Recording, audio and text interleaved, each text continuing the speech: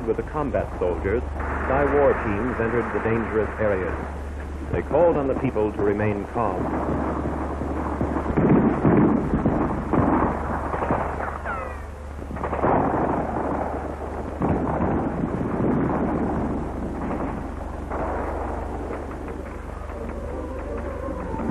Everywhere in the city, the fearful civilians ran to government soldiers for protection. The soldiers led them out of the combat areas to safety in temporary refugee centers.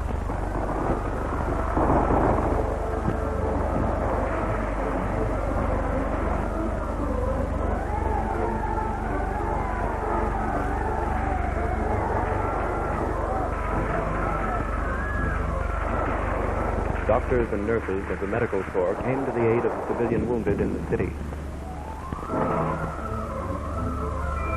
Military and civilian ambulances speeded the evacuation of the seriously wounded.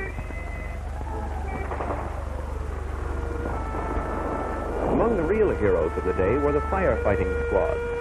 Throughout the city, the Vietcong set fire to heavily populated areas to cover their retreat. Each time, the squads had to be on hand immediately to put out the fires and to keep them from spreading. The firemen braved both the flames and enemy guns to perform their vital role in the saving of Saigon.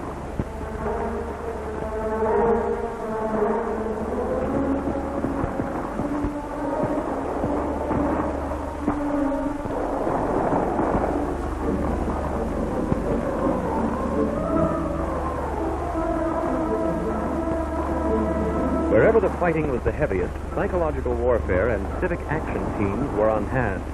The teams used their loudspeakers to tell the people the truth about the attack and how they could best escape to safer areas.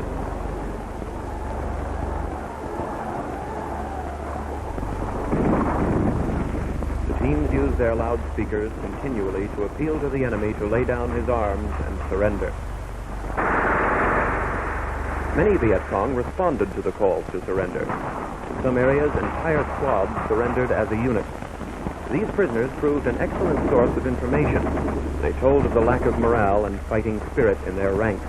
Some told how they had been forced to fight, but when their leaders had been killed, they willingly surrendered to the government soldiers.